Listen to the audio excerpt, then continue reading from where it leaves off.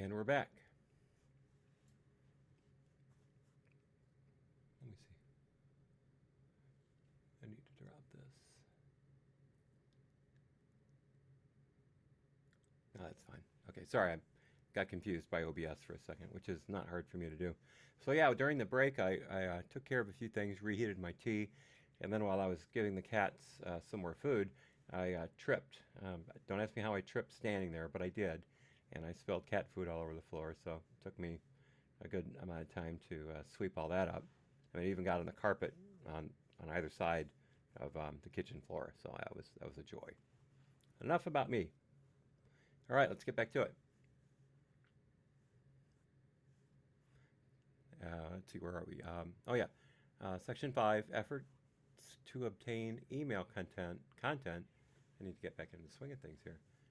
Efforts to obtain email content from the private accounts of Clinton's senior aides.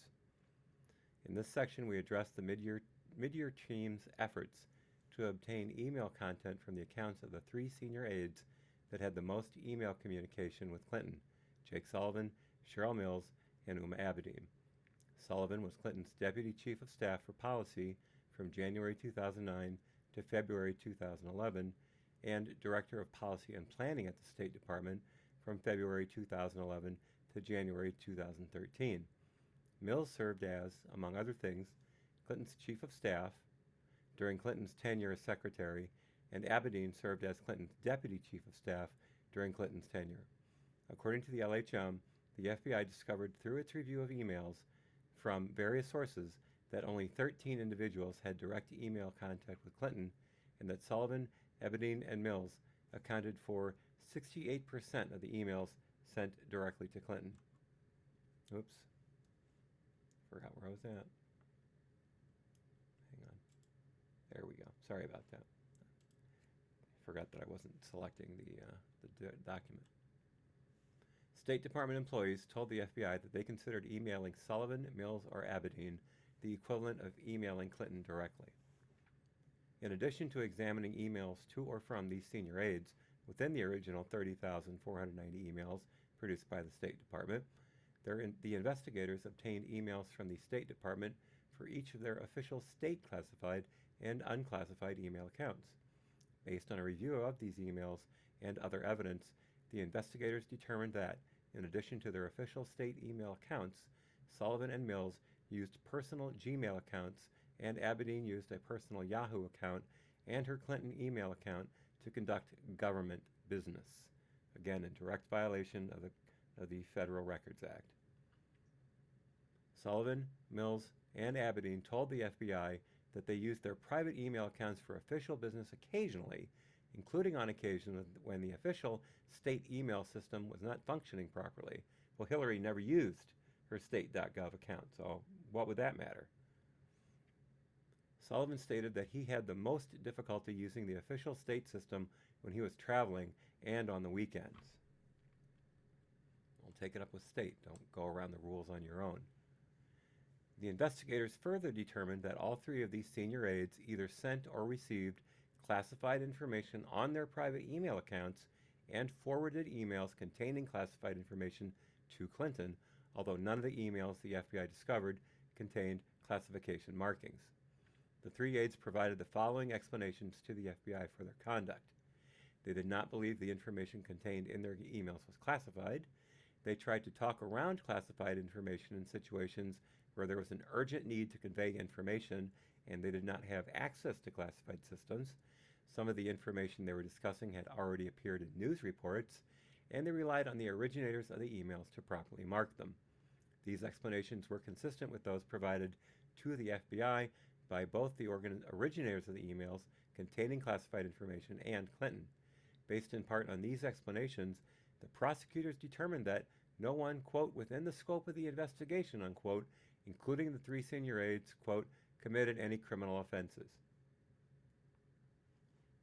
Okay. Nonetheless, the investigators considered obtaining additional information from or about the private email accounts of all 3 senior aides. Emails sent to or from the private email accounts were potentially relevant to 1.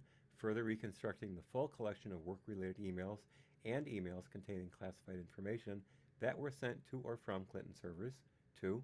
Finding additional emails containing classified information that were transmitted and stored on unclassified systems other than the Clinton servers. 3.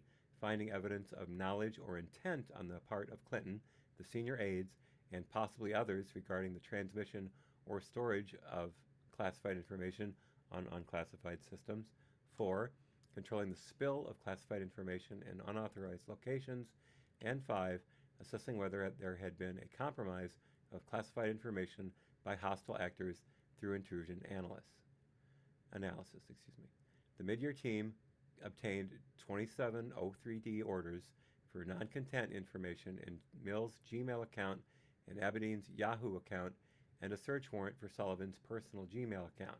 However, the Midyear team did not obtain search warrants to examine the content of the emails in Mills or Abedin's private email accounts, and did not seek to obtain any of the senior aides' personal devices. So they're just allowed to go about their business. Section 2703D orders for non-content information for Mills and Abedin's private email accounts. On February 18, 2016, the FBI obtained a 2703D order for Abedin's personal Yahoo account. According to the government's application for the 2703D order, the FBI discovered that on October 4, 2009, an email attaching a Word document without classification markings was forwarded from Abedin's unclassified State Department email account to her Yahoo account.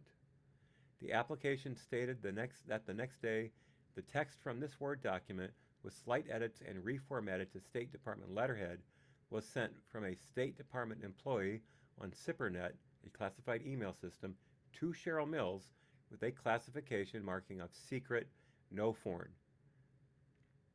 As a basis for the 2703D order, the application stated that a review of said order returns would help the FBI determine if the aforementioned email containing a classified Word document still resides within the subject account maintained by Uma Abedin, and whether there are other records connecting email accounts associated with the improper transmission and storage of classified information. I do apologize for the stumbles. I read up here faster than the words come out here, so I get ahead of myself. I know it's sometimes very irritating. Trust me, I am trying, but it's a matter of trying to sync the two up.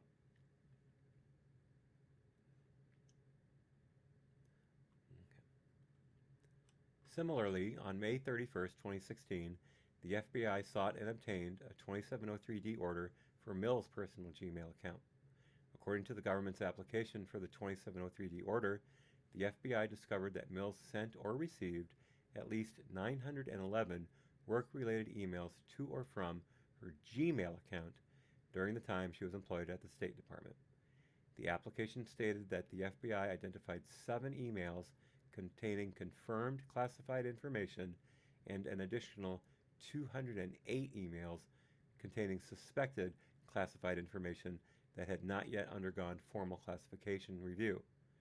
The application provided as an example one email that was determined to be classified at the level of secret, no foreign, at the time the email was sent.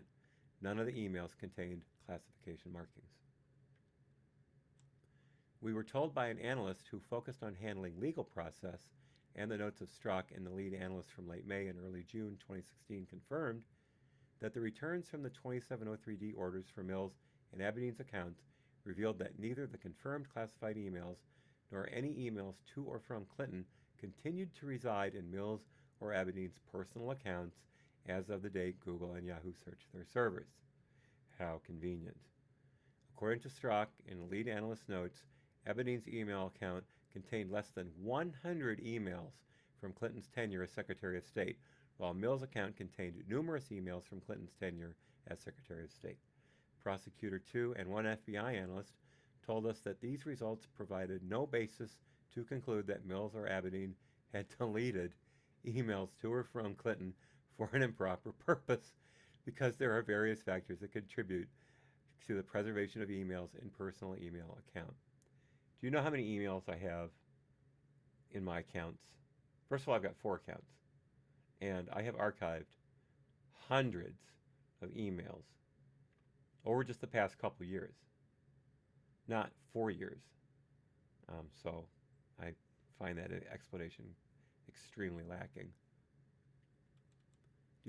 Decisions regarding search warrants for private email accounts. The Midyear team obtained a search warrant for Sullivan's Gmail account on September 17, 2015.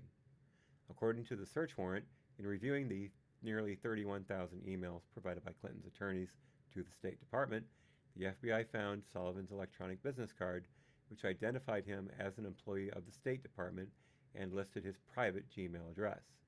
The search warrant stated that the FBI had also identified among the nearly 31,000 emails produced to the State Department an unmarked email determined to contain information classified at the top secret level at the time it was forwarded by another State Department employee to Sullivan's Gmail account. The search warrant further stated that the FBI had identified an additional 496 emails from Sullivan's personal Gmail account that it suspected contained classified information, but had not yet submitted for formal classification review. One analyst told us that unlike the emails found on Clinton servers, which often were derived from the unallocated space, so they weren't even complete storage. They weren't even using complete storage sectors. They were in unallocated space most of the time, so they weren't being saved properly. Were derived from the unallocated space. Emails from Sullivan's Gmail account were helpful because they clearly revealed important metadata such as senders, recipients, and dates. Thank you, Mr. Sullivan. Ms. Sullivan, sorry. Given the significant roles of Mills and Abedin and the usefulness of the materials from Sullivan's personal account, we asked why the investigators did not seek search warrants for the private accounts of Mills or Abedin. We learned that the SSA initially drafted a search warrant affidavit for Mills' personal Gmail account, but it was never filed.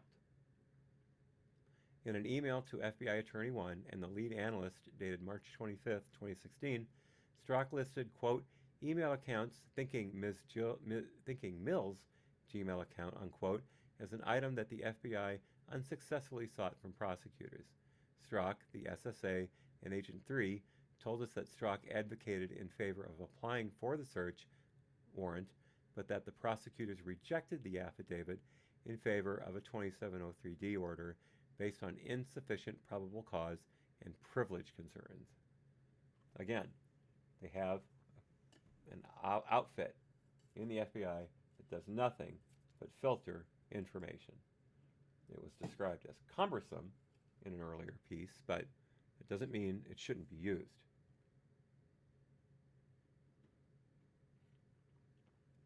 Oh, it's nice and hot.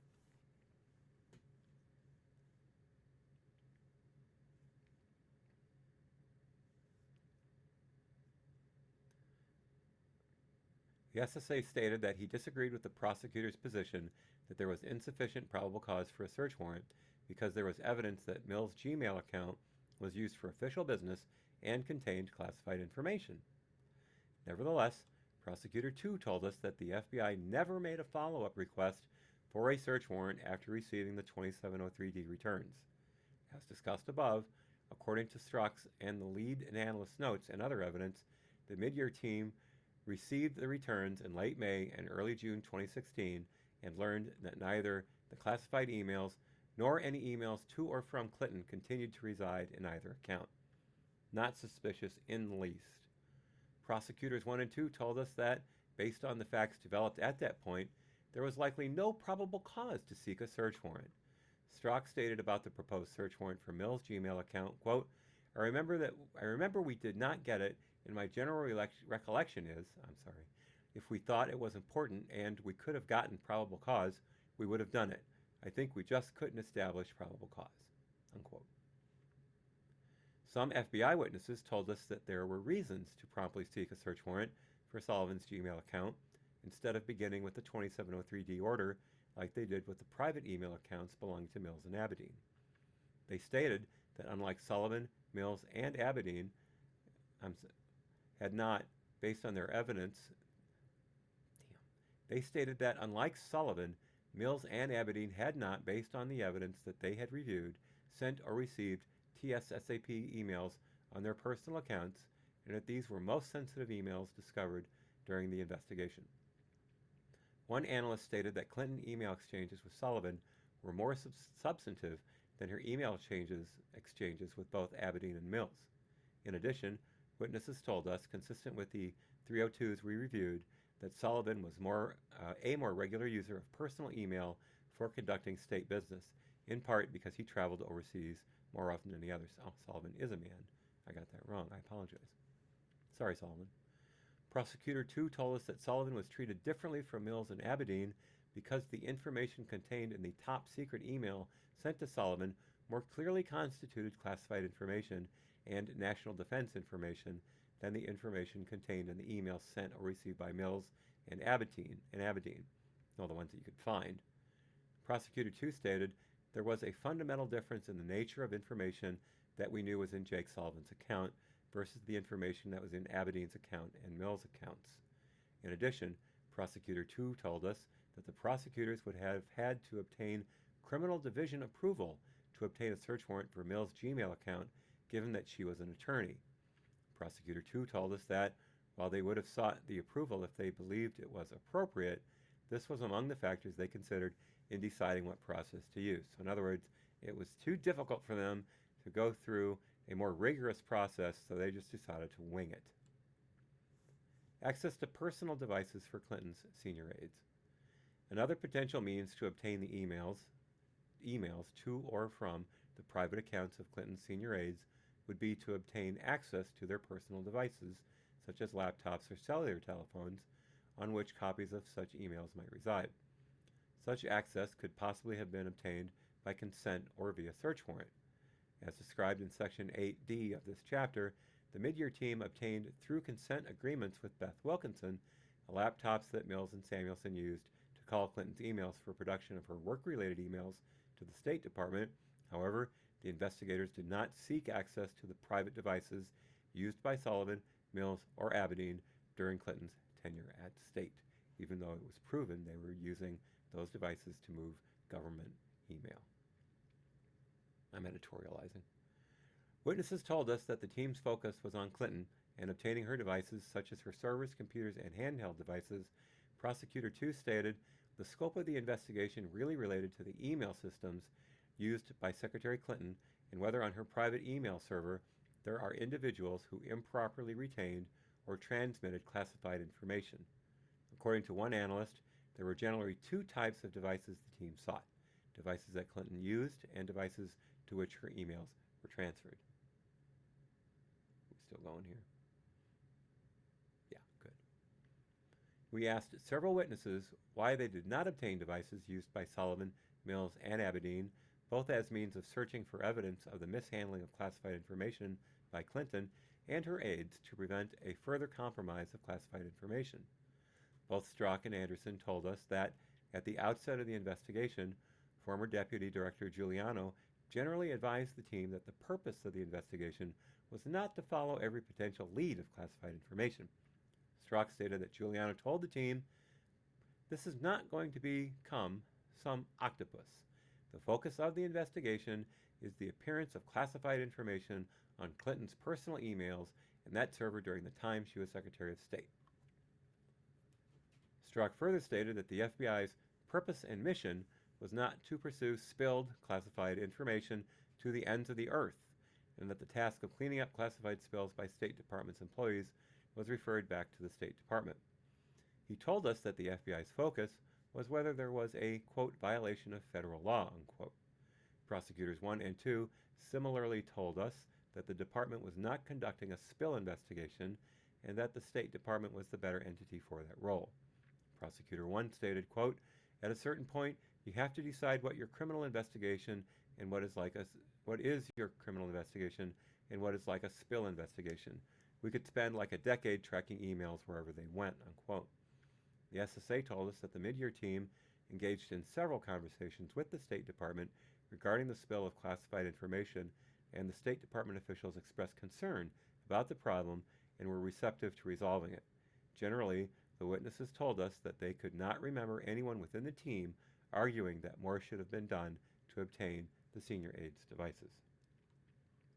We specifically questioned why the team did not attempt to obtain any personal devices used by Uma Abedin, given the team's findings that numerous work-related and classified email exchanges between Abedin and Clinton that the Midyear team found through various sources were absent from the nearly 31,000 emails produced to the State Department by Clinton's lawyers.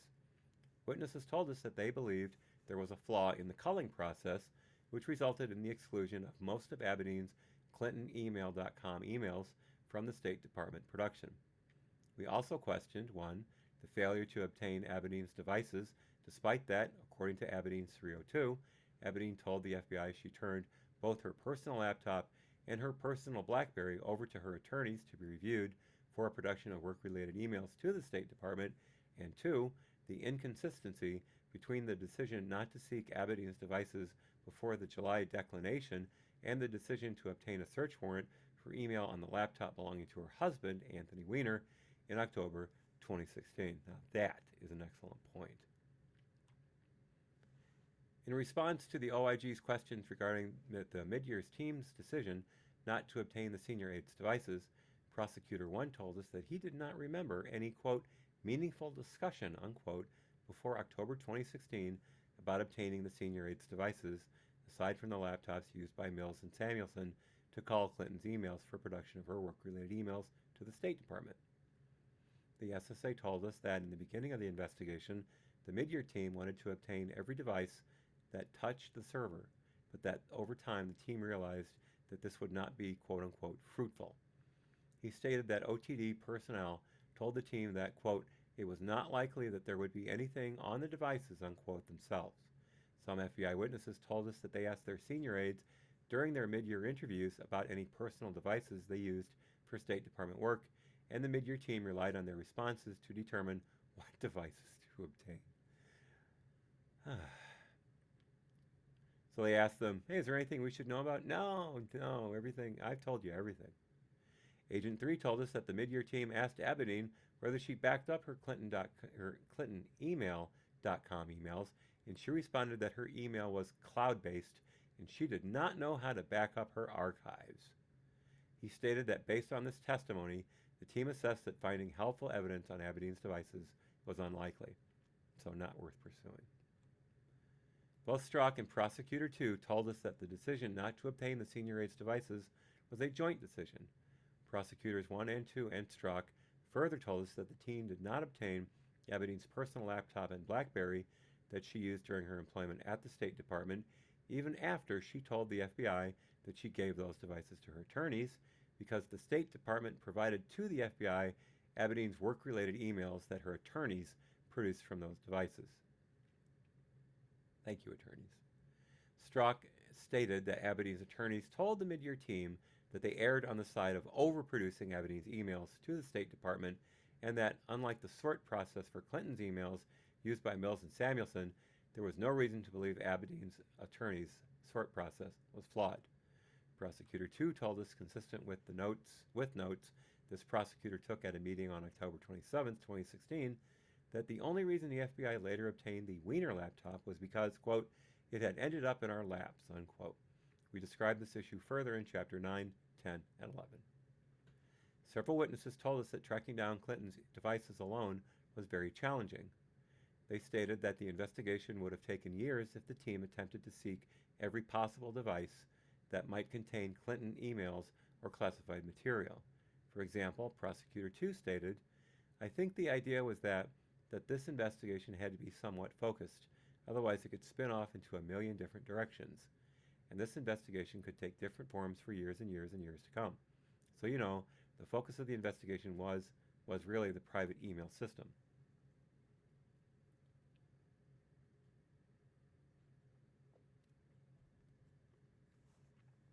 Agent 3 told us that the team focused on Clinton's devices because they were the most likely to have the full tranche of missing emails from Clinton servers, whereas the devices of any one person would have only a fraction of them. I've never seen that word tranche before. Cache, I know, but tranche, interesting. Midyear team members further told us that they placed limits on their investigation based on practical considerations, including what they observed to be systemic problems with handling classified information at the State Department. Kind of explains the Iran deal. They stated that they discovered persistent practices of State Department employees, including both political and career employees, discussing classified information on both unclassified government email accounts and personal email accounts, and that this culture predated Clinton's tenure as Secretary of State. In addition, FBI Attorney 1 told us that the emails containing classified information that were forwarded to Clinton often originally copied numerous State Department and other government agency employees, some of whom could have forwarded them to other unclassified locations beside the chain that ultimately led to Clinton's server. Witnesses told us that these factors made it impractical for them to search every email account or device that classified emails may have traversed, which is certainly understandable, and it may have been common practice, but that doesn't mean it's lawful. If Clinton is supposed to be the most experienced and most qualified presidential candidate ever, you think she would have told her people to toe the line. Maybe I'm reading too much into it. I don't know. Review of Abedin's emails on the Clinton server. Abedin was the only State Department employee besides Clinton with an account on the clintonemail.com domain on the Clinton server. Witnesses told us, and documents we reviewed showed, that the Midyear team did not review all of Abedin's clintonemail.com emails on the server. Rather, they limited their searches to her email exchanges with Clinton. We questioned why this limitation was put in place, given that the purpose of the investigation was to generally assess any mishandling of classified information in relation to Clinton's server. That tail that you're seeing is my cat, Lucy. She loves me, and she loves everyone else. She just doesn't like the other cats. She's the queen. Several witnesses told us that they did not seek to review all of Abedin's emails because her role was administrative in nature. While witnesses told us that Abedin had possibly the most contact with Clinton and sometimes forwarded or printed substantive work-related emails to or for Clinton, she was never an originator of classified materials. She did not typically use classified systems, she did not receive or forward the particularly sensitive information, and she did not comment substantively on classified information that was contained in the email she forwarded. Prosecutor 1 explained that the team was, quote, not as concerned that Abedin was taking stuff off the classified system and dumping it down, unquote. I wonder why. These factors also contributed to the decision not to obtain a search warrant for content from Abedin's Yahoo account. However, during a review of the Wiener laptop in October and November 2016, the FBI discovered unmarked classified emails that Abedin had forwarded to Wiener. During an FBI interview on January 6, 2017, Abedin acknowledged that she occasionally forwarded work-related emails to her husband for printing. So Uma didn't have a printer anywhere available to her. Her husband had to print it for her, and she had to forward it to her husband's email in order for him to do that. Okay, that's totally plausible.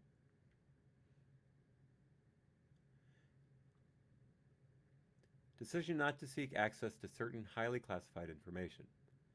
As detailed in the classified appendix to this report, the OIG learned late in our review that the FBI considered seeking access to certain highly classified materials that may have included information potentially relevant to the Midyear investigation, but ultimately did not do so. In late May 2016, FBI Attorney 1 drafted a memorandum stating that review of the classified materials was necessary to complete the Midyear investigation and requesting permission to review them.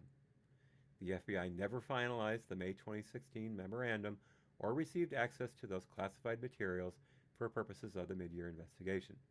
FBI witnesses told us that this was for various reasons, including that they believed that the classified materials were unlikely to include information from the beginning of former Secretary Clinton's tenure and thus would not have a material impact on the investigation. However, other FBI witnesses, including Strzok, the lead analyst, and the SSA told us that reviewing the materials would have been a logical investigative step. Yes, definitely logical. The classified appendix describes in more detail the highly classified information, its potential relevance to the Midyear investigation, and the FBI's reasons for not seeking access to it. Voluntary interviews.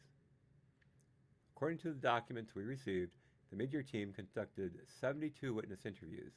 The witnesses included individuals involved with setting up and administering Clinton's private servers, State Department employees, and other individuals with suspected knowledge of Clinton's email servers, the transmission of classified information on the servers, or her intent.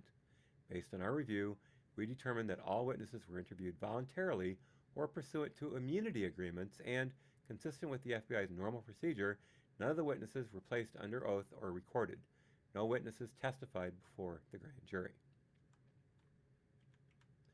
The FBI and department witnesses we interviewed told us that the Midyear team, including agents, analysts, the SSA, Strzok, the lead analyst, and line prosecutors, worked together to decide whom to interview and the sequencing of witness interviews without seeking approval from higher-level department or FBI officials. Agent 1 stated that the initial strategizing on whom to interview generally occurred at the level of the SSA and below. The SSA and most of the case agents told us that they did not recall any significant disputes over whom to interview, and that they were never told by higher-level managers, including Strzok, or department employees, including the prosecutors, not to interview particular witnesses that they believed were essential to the investigation. Similarly, the prosecutors told us that their chain of command did not seek to influence the team's decisions on whom to interview.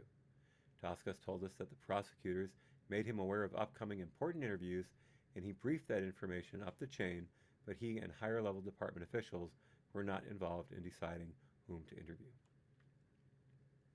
FBI witnesses told us that the agents and analysts worked together to determine what questions to ask witnesses, and that the analysts prepared packets of documents to use as exhibits. The SSA and the case agents told us that their supervisors were involved in strategy sessions before interviews and in editing and suggesting potential questions, but did not dictate the process and never forbade them from asking particular questions. They also told us that for more significant witnesses, the line prosecutors reviewed their interview outlines and suggested eliminating questions based on privilege, relevance, or a scope that had been agreed upon with the witnesses' counsel. The SSA stated that the prosecutor's review of the questions did not cause quote-unquote friction, and that the process was quote-unquote fairly seamless. The prosecutors told us that higher-level department officials were not involved in deciding what questions to ask witnesses.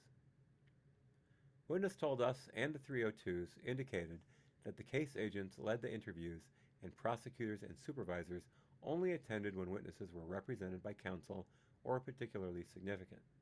According to documents we reviewed, Strzok attended the interviews of 5 key witnesses: Abedin, Mills, Samuelson, Sullivan, and Clinton. He stated that he only attended those interviews because Loffman insisted on attending them, and he believed that as Loffman's counterpart at the FBI, he should attend them as well. Loffman told us he attended the interviews because he believed were, quote-unquote, potentially the most consequential because of the, quote, enormous implications, unquote, and potential consequences, quote-unquote, of the Midyear investigation, and to ensure that no one involved in the investigation went off in a direction that wasn't consistent with purely independent, investigative, impartial approach. He further told us that he wanted to be involved in key interviews in order to make his own assessment of the witness's credibility and gain a full picture of the investigation so that he could make an informed judgment at the end of the investigation as to whether to accept the FBI's and prosecutors' recommendations. Prosecutor 1 told us that the Midyear agents were very, very diligent, and most of them were very good interpersonally, and that the prosecutors only interjected occasionally during interviews.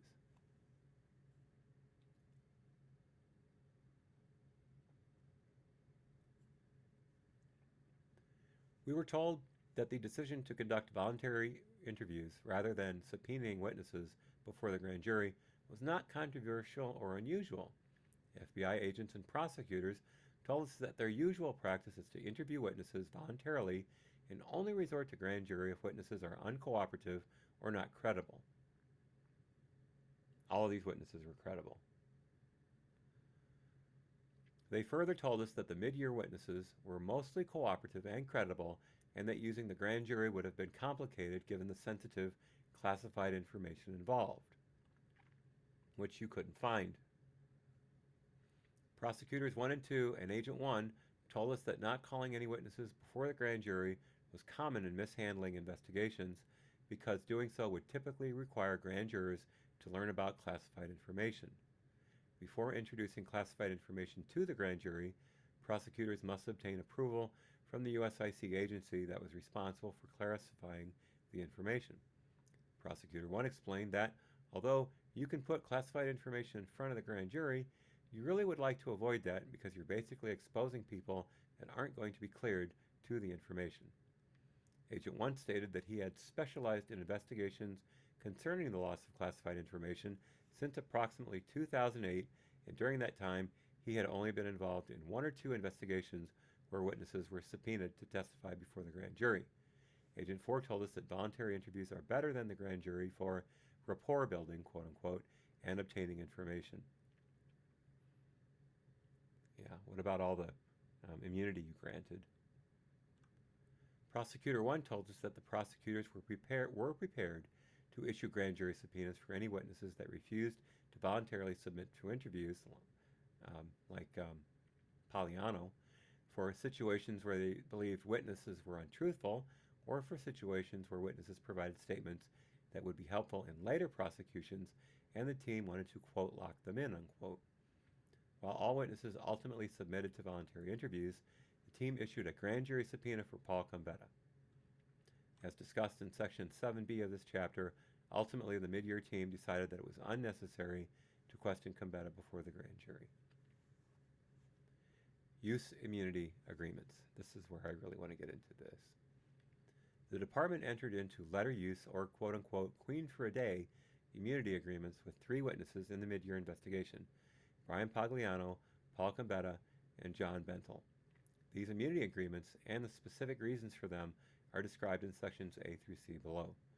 The department also entered into 2 active production immunity agreements in relation to the personal laptops used by Cheryl Mills and Heather Samuelson to call Clinton's emails. These are discussed in Section 8D3 of this chapter. The department did not enter into any transactional immunity agreements. The prosecutors told us that, in deciding whether to grant use immunity to a witness, they considered whether the witness had criminal quote-unquote exposure, i.e. whether there were crimes for which the witness could be prosecuted, the witness's degree of culpability, the value of the witness's expected testimony, whether there were other sources of the same information, and whether the grant of immunity would help or hinder the investigation. Numerous departments and FBI witnesses told us that they did not oppose the immunity agreements.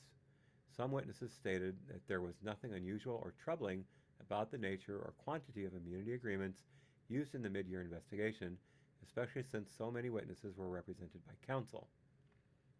Witnesses also told us that the immunity agreements were approved within the department through the level of DAAG Toscas, and that higher level department and FBI officials were not involved in negotiating or approving the immunity agreements.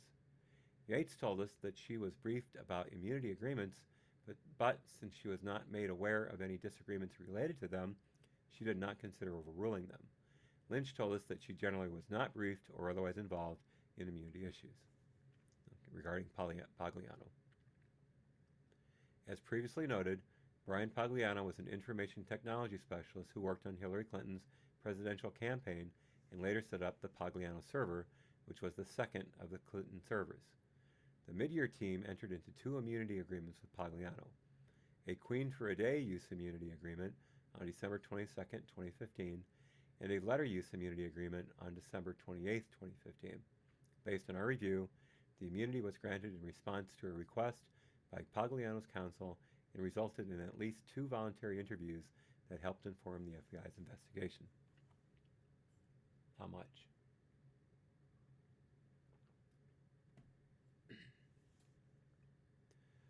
Witnesses told us that Pagliano was a critical witness because he set up the server that Clinton used during her tenure.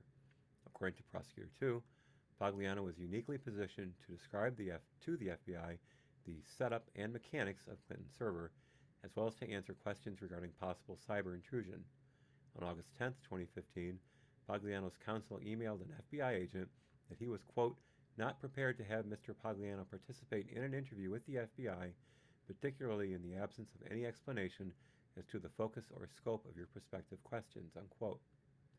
According to an August 27, 2015 email among the prosecutors, Strzok, the lead analyst, and the SSA, Pagliano's attorney, had spoken with Prosecutor 1 and was, quote, insistent on immunity for his client, even though it was explained to him that Pagliano is a witness and not a target, unquote. Prosecutor 3 wrote to the Midyear team in response to the request of Pagliano's lawyer, we're probably going to see this a lot with any witness who is facing having to be interviewed or testify on the Hill.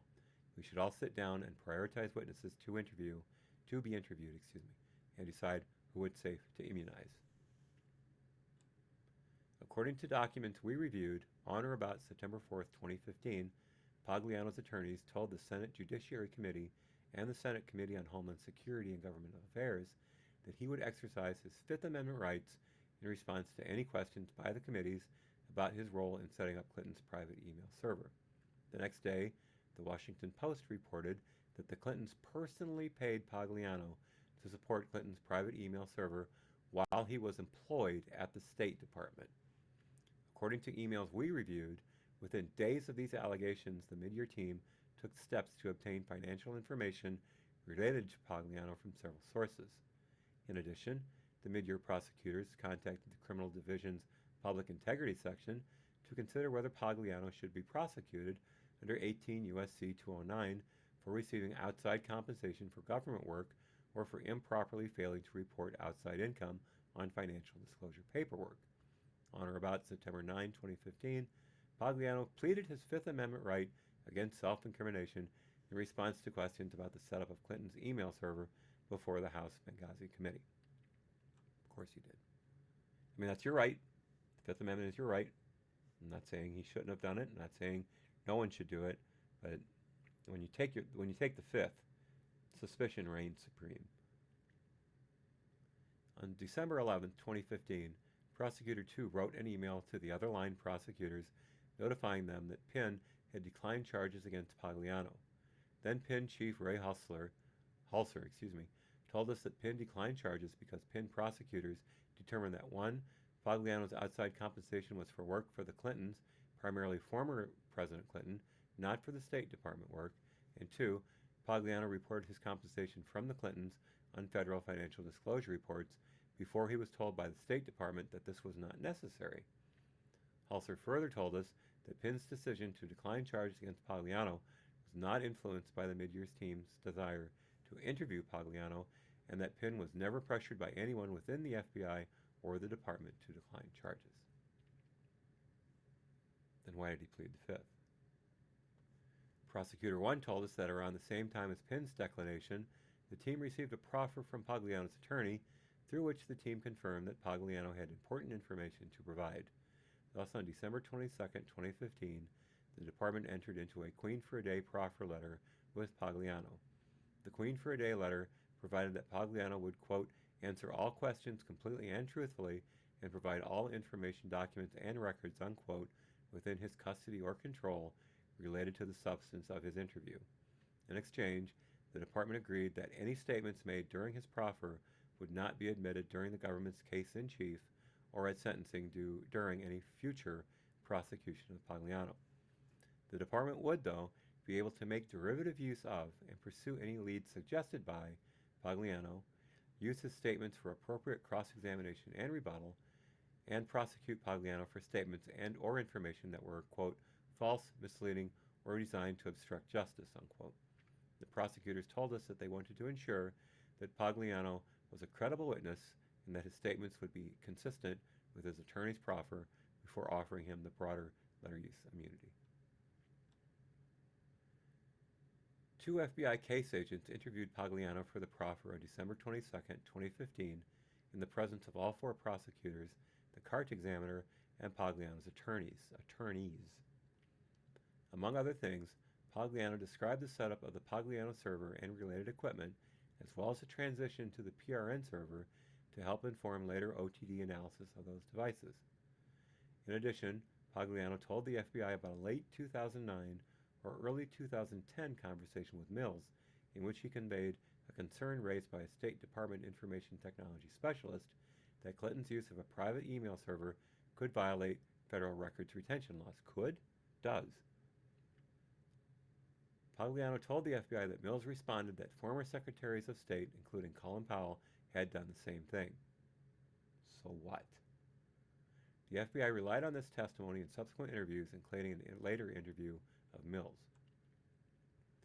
The prosecutors and Agent 1 told us that they met afterwards, and everyone agreed that Pagliano was credible and helpful.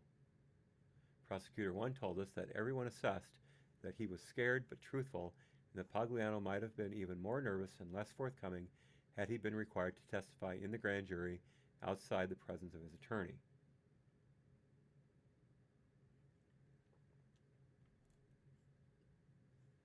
They also agreed that there were some follow-up questions that would need to be asked. Thus, on December 28, 2015, the department offered Pagliano use immunity coextensive, with that granted under 18 U.S.C. 6001, in exchange for future truthful court testimony, grand jury testimony, or voluntary interviews related to the Midyear matter, pursuant to a letter use immunity agreement. The letter provided that the government would not use any information directly or indirectly derived from Pagliano's truthful statements or testimony against him in a future prosecution, quote, except for a prosecution for perjury, giving a false statement, or any other offense that may be prosecuted consistent with 18 U.S.C. 6001. According to a 302 and contemporaneous agent notes, the Midyear team interviewed Pagliano again on June 21, 2016, and he answered questions to clarify answers provided during the proffer. For example, Pagliano told the FBI he decided not to implement transport layer security between the Clinton email server and state server because at the time he understood the Clinton email server to be a personal email server and did not see a reason for encryption.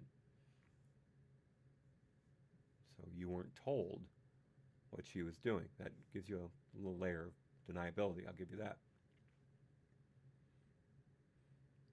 He also told the FBI about quote-unquote failed login attempts on the Clinton email server in January 2011, which Pagliano described as brute force attack, BFA, quote-unquote, that was not abnormal. According to the LHM, quote, the FBI's review of available Internet Information Services web logs showed scanning attempts from external IP addresses over the course of Pagliano's administration of the server, though only one appeared to have resulted in a successful compromise of an email account on the server. Oh, only one. Okay, good. Good. Only one account, one successful intrusion. We can all sleep safely. As described in Section 1 of this chapter, the one confirmed successful compromise was of an account belonging to one of President Clinton's aides. Both department and FBI witnesses told us that no one opposed the decision to grant Pagliano immunity. The SSA told us that the FBI did not consider him a subject or someone they would prosecute in connection with Midyear. The FBI believed his testimony was very important, and providing immunity was an effective way to secure his testimony. Prosecutor 4 told us that the way Pagliano was handled was, quote-unquote, standard operating procedure. In addition, witnesses told us that Pagliano pleading the Fifth Amendment and refusing to testify before Congress gave the department no choice but to offer Pagliano immunity. But he did nothing wrong, according to you guys. Combetta. As previously noted, Paul Combetta was the employee of PRN who migrated the email accounts from the Pagliano server to the PRN server in 2013, transferred Clinton's archived emails to the PRN server in 2014, and later wiped emails from the PRN server in March of 2015. The department entered into a letter use immunity agreement with Combetta on May 3, 2016. Midyear team members told us that Combetta was an important witness for several reasons, including his involvement with the culling process and the deletion of emails and his interactions with several people that worked for Clinton. Several Midyear team members stated that after conducting 2 voluntary interviews of Combetta, they believed that Combetta had not been forthcoming about, among other things, his role in deleting emails from the PRN server following the issuance of a congressional preservation order. The witness further stated that Combetta's truthful testimony was essential for assessing criminal intent for Clinton and other individuals because he would be able to tell them whether Clinton's attorneys, Mills, Samuelson, or Kendall, had instructed him to delete emails. Well, no, Clinton did after after the protection order was sent out by Congress, and you did it anyway. Gambetta was first interviewed on September 17, 2015 by two case agents in the presence of Prosecutor 2 and Gambetta's counsel. The interview was voluntary and there was no immunity agreement. According to the 302 and contemporaneous agent notes, Gambetta provided information regarding the setup of the PRN server, the roles of other PRN employees in the management of the server, his roles in transferring emails from the archive laptop to the PRN server, and his role in creating PST files of Clinton's archived emails to be transferred to the laptops used by Mills and Samuelson to call Clinton's emails, quote-unquote, calling laptops. However, he denied that PRN, quote-unquote, deleted or purged Clinton's emails from the PRN server or from backups of the server, and stated that Clinton staff never requested that PRN do so. Let me read that again. However, he denied that PRN deleted or purged Clinton's emails from the PRN server or from backups of the server, and stated that Clinton's staff never requested PRN to do so. Right. On February 18, 2016, the same two agents interviewed Gambetta again, this time in the presence of the CART examiner, the forensics agent, Prosecutor 2, and Gambetta's counsel. Once again, the interview was voluntary, and there was no immunity agreement. According to the 302 and contemporaneous agent notes, Gambetta continued to deny deleting the HRC archive mailbox from the server and stated that, quote, he believed the HRC archive mailbox should still be on the server in the possession of the FBI, unquote, despite documentation showing that the mailbox was no longer on the server as of January 7, 2015. Gambetta stated only he and one other administrator had the ability to delete a mailbox from the server. When the agents showed him documentation indicating that an administrator had manually deleted backup files and used BleachBit on March 31, 2015, he stated that he did not recall deleting backup files, he did not recall anyone asking him to delete backup files, any PRN employee had the ability to delete backup files, he believed he used BleachBit for the removal of PST files related to the various exports of Clinton's email to Mills and Samuelson's laptops, and he used BleachBit for this purpose, quote, of his own accord based on his normal practices as an engineer, unquote. He further stated that he did not recall a March 9, 2015 email in which Mills reminded him of his obligation to preserve emails pursuant to the preservation order.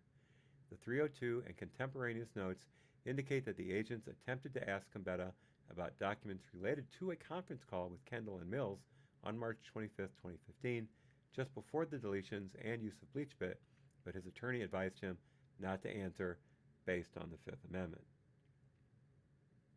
Quality people.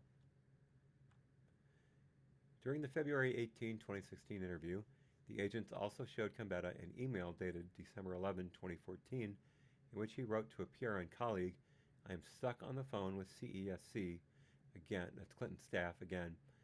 It's all part of the Hillary cover-up operation. Smiley face. I'll have to tell you about it at the party, unquote. Gambetta told the agents that the reference to the Hillary cover-up operation was, quote, probably due to the recently requested change to a 60-day email retention policy, and the comment was a joke, unquote. Department and FBI witnesses told us that Gambetta's explanation for this email seemed credible to them, given his personality and the way the email was written, and they did not discuss interviewing Gambetta's colleague regarding the email. They took his word for it, and they didn't ask the other guy what he thought of it. And he's already been proven to lie several times during the interview. The SSA told us that he believed Gambetta should have been charged with false statements for lying multiple times. However, the SSA also stated that he was ultimately satisfied that Gambetta's later immunized testimony was truthful and that he was fine with the immunity agreement. Okay, tell that to Clinton. I'm sorry, that was wrong. Tell that to the Trump campaign aides who have been charged with perjury for process crimes involved with their interviews with the FBI. This guy gets a walk, but they get racked up. Prosecutor 2, Agent 2, and the forensics agent indicated that while they believed that Gambetta had not been forthcoming during the first two interviews, they were not certain that they had sufficient evidence to charge him with obstruction or false statements. You showed him documents proving he was lying. According to documents we reviewed, the forensic evidence showed that Clinton's emails had been deleted and wiped from the server, but did not definitively link Gambetta with those actions. All right, I'll back off. All right. Agent 2 explained that the team, quote, felt pretty strongly that maybe he had deleted information off of Secretary Clinton's server, unquote, but that interpreting computer forensics and precisely what they mean can be, quote unquote, kind of messy. Similarly, the forensics agent stated that, based on the forensic evidence alone, it was, quote, unquote, very difficult to be certain that Gambetta conducted the deletions. However, based on the Midyear's team's assessments of the credibility of Gambetta and the other administrator, the team was more, quote-unquote, focused on Gambetta. Prosecutor 2 told us that using the forensic evidence in combination with witness testimony, the team, quote-unquote, probably could have established that Gambetta conducted the deletions. However, Prosecutor 2 stated there was insufficient evidence after the first two interviews to prove that Gambetta understood his obligation to preserve Clinton's emails and deliberately violated the Congressional Preservation Order. He said that he was deleting those emails as part of a cover-up, smiley face. Even if he meant cover-up loosely, he still knew that he was violating that preservation order. In addition, members of the Midyear team told us, consistent with their contemporaneous emails, that they believed Gambetta's failure to be forthcoming during the first two interviews was largely due to a lack of sophistication and poor legal representation rather than an intent to hide the truth. Aww. How's kind. For example, Prosecutor 2 wrote in an email on March 29, 2016 to the other line prosecutors, "It's really hard to tell whether Paul Gambetta is trying to hide something or we are simply experiencing the effects of really bad, quote, or parentheses, no, attorney prep and or an attorney that has counseled him to say, I don't remember if he doesn't have a specific recollection of taking a specific action on a specific date," which is not uncommon at all. Just ask Hillary during her Benghazi testimony. Prosecutor 2 expressed the same sentiments during OIG interviews. Agent 2 stated, "We felt just like we weren't getting the whole story, or maybe he was holding back a little." Prosecutor 1 stated, "We didn't assess his exposure to be terribly significant." However, Prosecutor 1 also stated, "There were certainly discussions about whether he had 18 U.S.C. 1001 exposure for making false statements. He was clearly not being forthright with us, and I think my guess is if we couldn't have gotten him to come in and he was messing around with us on the immunity, we probably would have had to charge him. So charge him and then get him to flip. But I think we were more interested in understanding what had happened, and the most expedient way to do that, I think we assessed, was just to immunize him and keep moving."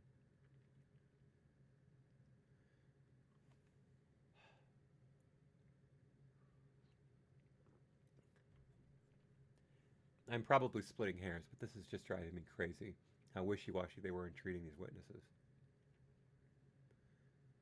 Both prosecutors and agents also told us that Gambetta was not someone the government was interested in prosecuting given his role in the case.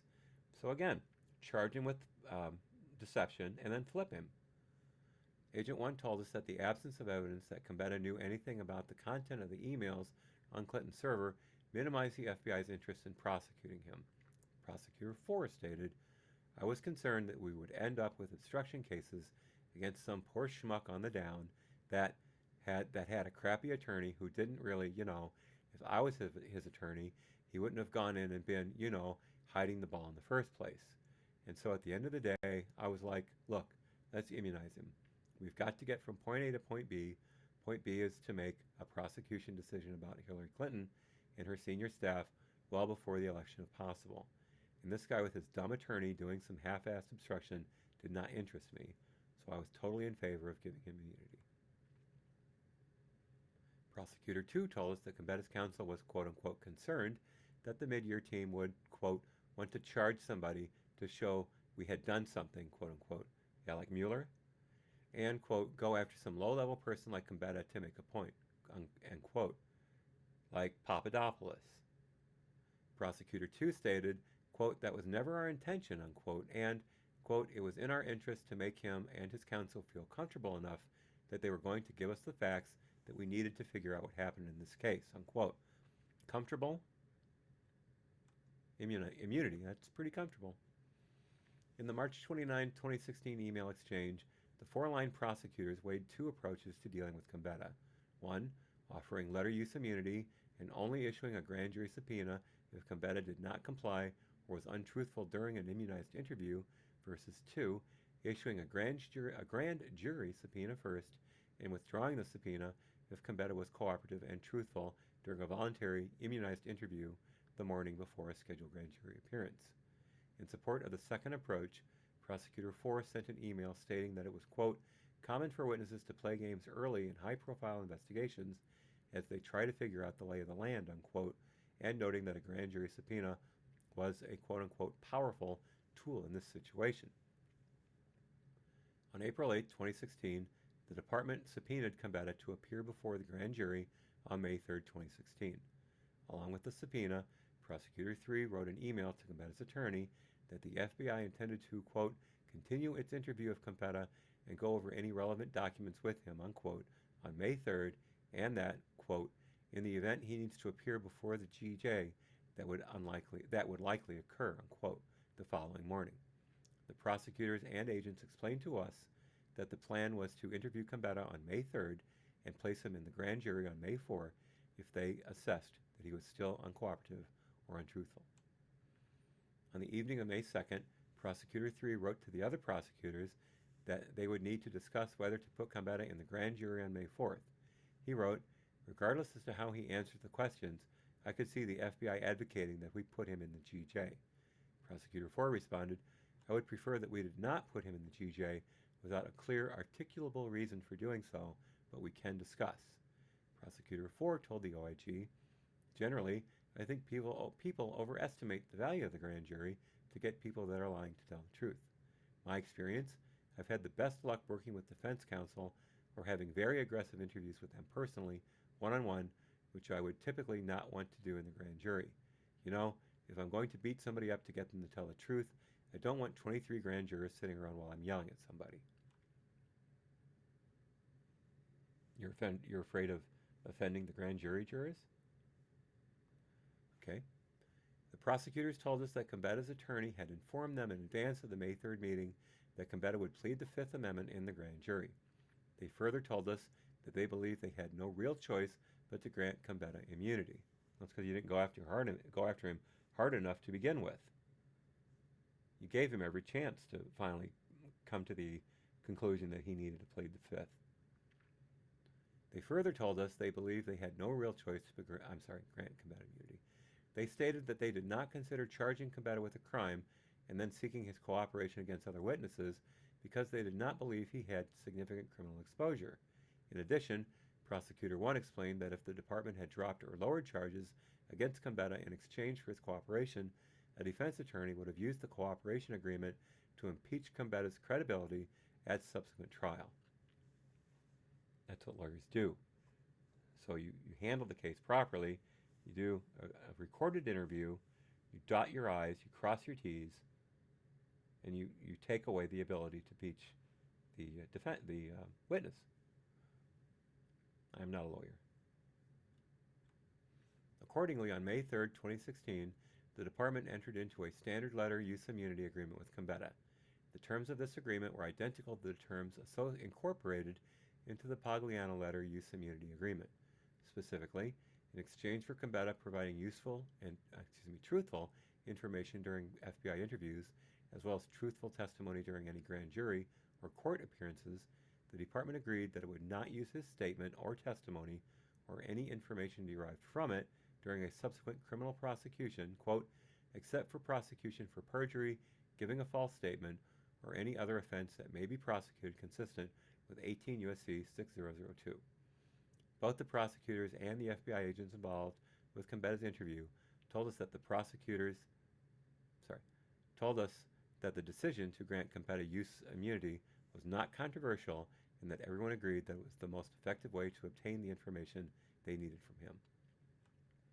During a speech at an FBI conference for special agents in charge in October 2016, Comey indicated that he had agreed with the decision to enter into a use immunity agreement with Combetta in order to obtain potentially valuable information concerning any role that Clinton played in the deletion of emails from her server.